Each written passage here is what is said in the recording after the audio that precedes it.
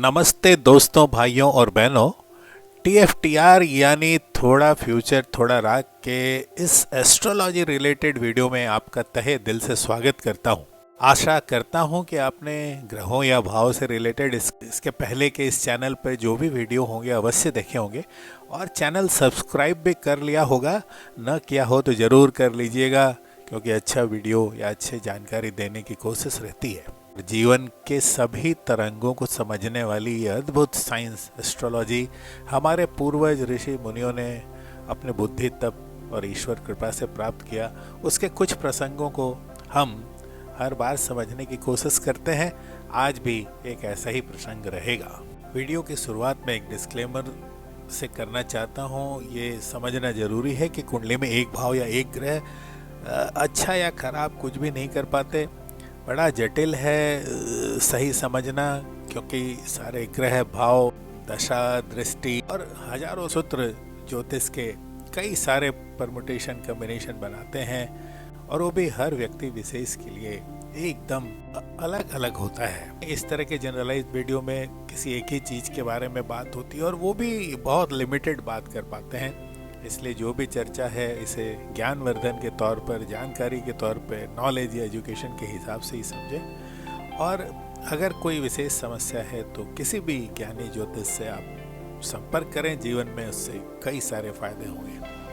आज बात करते हैं कुंडली के दूसरे भाव की, सेकंड हाउस। बड़े काम का है ये भाव और इस युग में तो इसकी बहुत प्रधानता है। इसे धन भाव कहते हैं, कुटुंब का भाव भी कहते हैं। और मुख्य रूप से इस भाव से हम लोग देखते हैं मनी यानी कि धन, संचित धन, एक्यूमुलेटेड वेल्थ, बैंक का धन, salary, savings, income, financial stability, आर्थिक स्थिरता, movable assets, cash, jewellery, precious stones, grains, possessions और हर तरह के वैल्यूबल्स का से विचार किया जाता है।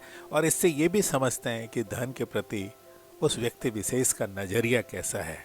धन के अलावा ये भाव फैमिली, परिवार, जो इमीडिएट फैमिली होती है उसके बारे में भी बताता है, उसका भी आकलन किया जाता है।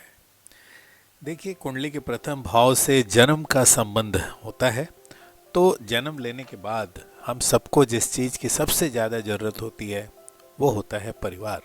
तो ये भाव उसी के बारे में बताता है, परिवार के संस्कार के बारे में बताता है, पारिवारिक पृष्ठभूमि के बारे में बताता है, हमारे सपोर्ट सिस्टम का आकलन इससे कर सकते हैं, अर्ली अपब्रिंगिंग एंड चाइल्डहुड के बारे में बतलाता है। इस भाव से वाणी का, स्पीच का, बातचीत के तरीके का आकलन भी करते हैं। वॉइस की क्वालिटी सॉफ्ट है, हार्श है, the way we express persuasive है, या बहुत अच्छी भाषा का प्रयोग करते हैं, भाषाओं का ज्ञान कैसा है, सच या झूठ बोलने के आदी हैं। ये सभी बातों का पता भी वाणी के बारे में इससे पता चलता है। खान पान या हमारे टेस्ट का भी इससे पता करते हैं, हमें किस तरह के भोजन पसंद हैं, हमें हमेशा पौष्टिक खाना पसंद होता है या हम कुछ भी खा लेते हैं।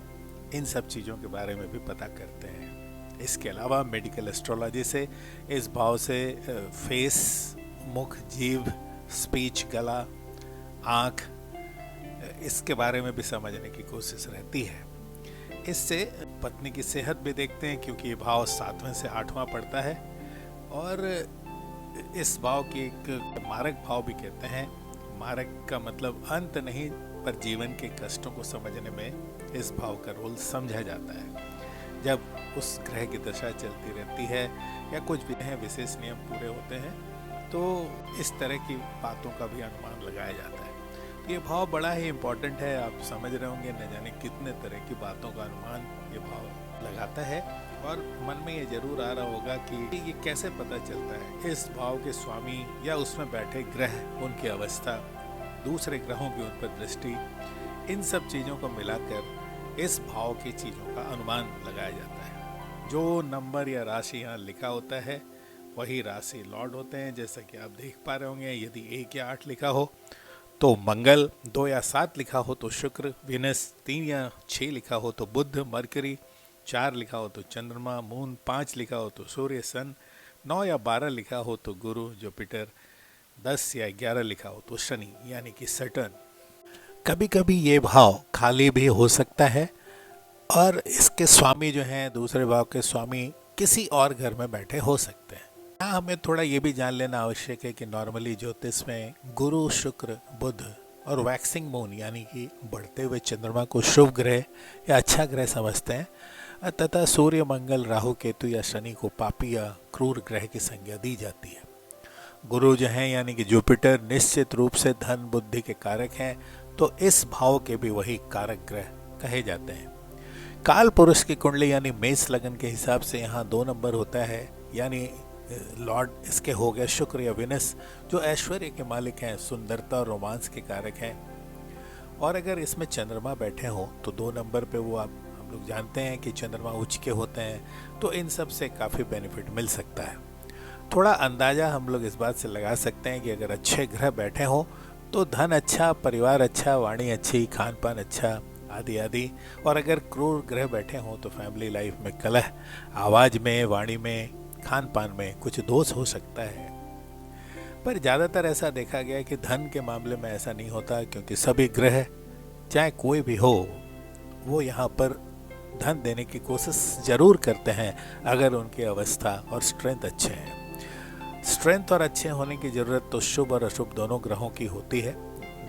जब तक स्ट्रेंथ अच्छा नहीं होगा तब तक न शुभ न अशुभ कोई भी फल नहीं कर पाते हैं। तो धन के लिए ये घर एक बेस है, आधार है, और चूंकि यहाँ हर ग्रह धन देते हैं इसलिए इसका नाम धन भाव बड़ा ही सटीक है। मूल त्रिकोण अगर साइन हो तो और अच्छा रिजल्ट आता है। वास्तव में अगर हम इस एक दृष्टिकोण से समझें तो हमारे जीवन में रुपये पैसे के अलावा हमारा परिवार भी एक धन है। अच्छी वाणी, खूबसूरत चेहरा, अच्छा खान पान, ये सब धन ही तो हैं। और फिर अगर हमें धन की ज़्यादा इच्छा हो गई और जिसके चलते हमने अपने परिवार पे ध्यान नहीं दिया, हमारी वाणी कठोर हो गई, डांटना, चीखना, चिल्लाना, खराब खान पान, ये सब एक तरह से मारक का काम करते हैं, इसका जिसका रिजल्ट आगे अच्छा नहीं हो पाता। तो इन दोनों बातों को थोड़ा समझकर, इन दृष्टिकोणों को समझकर हम इस भाव का अर्थ कुछ हद तक समझ पाते हैं। आइए और आगे बढ़ते हैं। अब ये समझते हैं कि अगर सेकंड हाउस के जो लॉर्ड हैं, जो मालिक हैं, वो और किसी घरों में बैठे हों, कुंडली में 12 घर होते हैं, तो वो किस तरह का परिणाम दे सकने की क्षमता रखते हैं।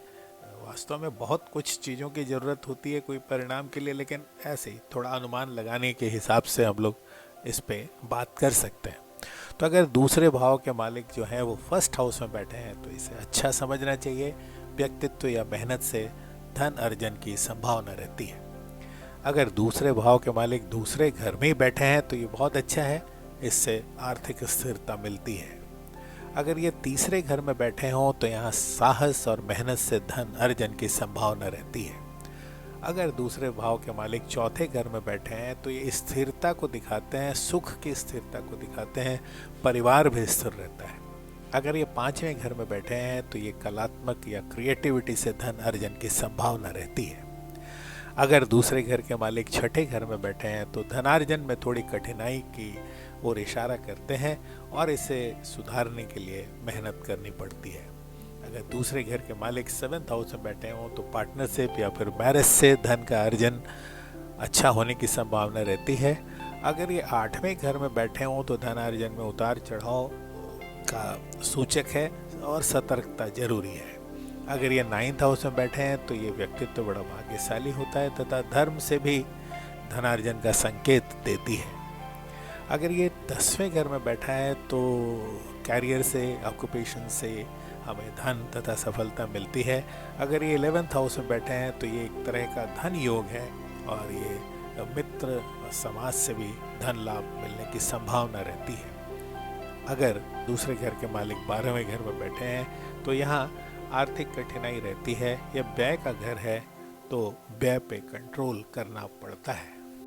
दूसरे भाव के मालिक के बारे में जानने के बाद ये भी इच्छा हो रही होगी कि अगर कोई ग्रह दूसरे घर में बैठे हों तो वो किस तरह का परिणाम देते हैं। शुरुआत करते हैं सन से, सूर्य से।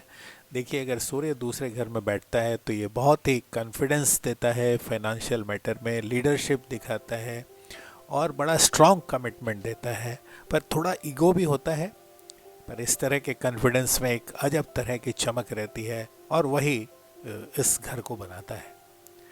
अगर वहाँ चंद्रमा बैठे हों तो इमोशनल अटैचमेंट वेल्थ के साथ रहता है और फैमिली के प्रति बड़ा ही प्रोटेक्टिव रहते हैं, सॉफ्ट स्पोकन रहते हैं, मृदुभाषी रहते हैं, चेहरा बड़ा ही सुंदर होता है और खान पान के बड़े ही शौकीन होते हैं।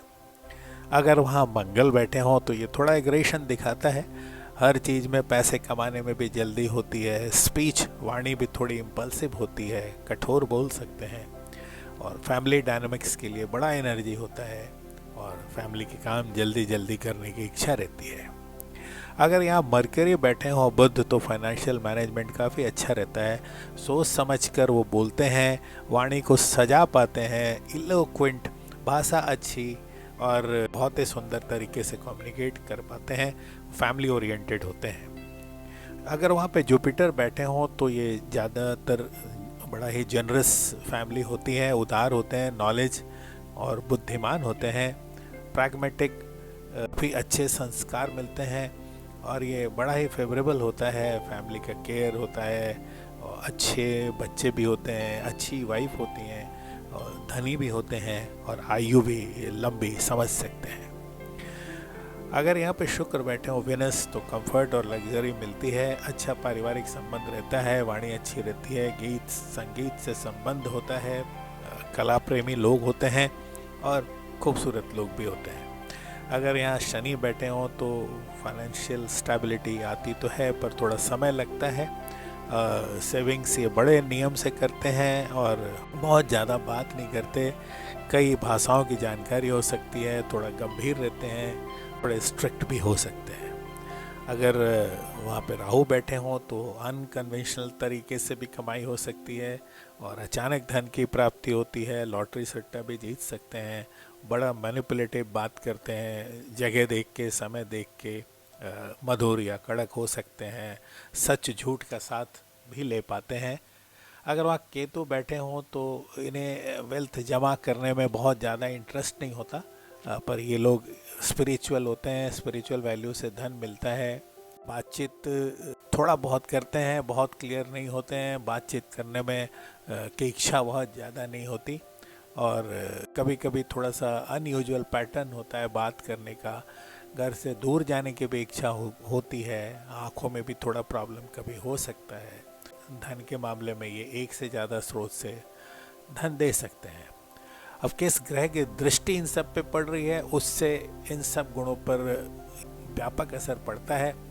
अच्छे ग्रहों की दृष्टि सब कुछ अच्छा करती है और बुरे ग्रहों की दृष्टि का कुछ बुरा प्रभाव पड़ सकता है।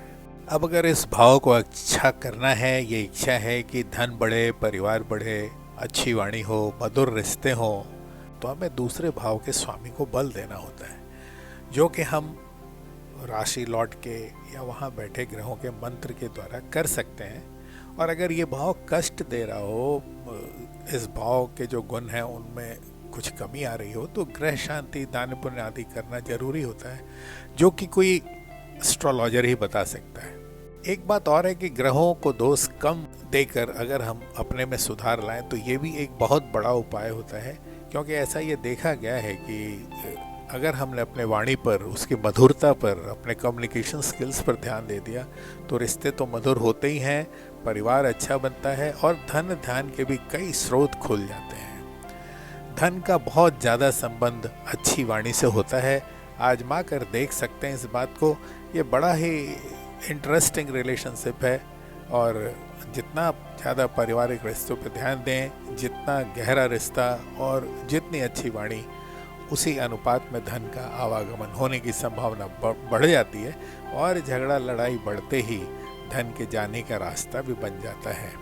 तो देखा आपने कितना इम्पोर्टेंट है ये दूसरा घर कुंडली का और कितने सारे बातों का अनुमान इससे लगाया जा सकता है। मैंने कोशिश करी कि मैं ज़्यादा से ज़्यादा जानकारी इस घर के बारे में, इस हाउस के बारे में बता सकूं। और अगर आपको वीडियो सही में अच्छा लगा हो, पसंद आया हो, तो सब्सक्राइब ज़रूर कीजिएगा, इसे लाइक शेयर कमेंट भी कीजिए, यही हम लोगों के लिए मोटिवेशन है। फिर मिलेंगे नए वीडियो में अगले किसी और नए रोचक विषय के साथ। और जाते जाते फिर से एक बार याद दिला दूं, सब्सक्राइब करना ना भूलिएगा। TFTR यानी थोड़ा फ्यूचर थोड़ा राग। नमस्कार एवं धन्यवाद।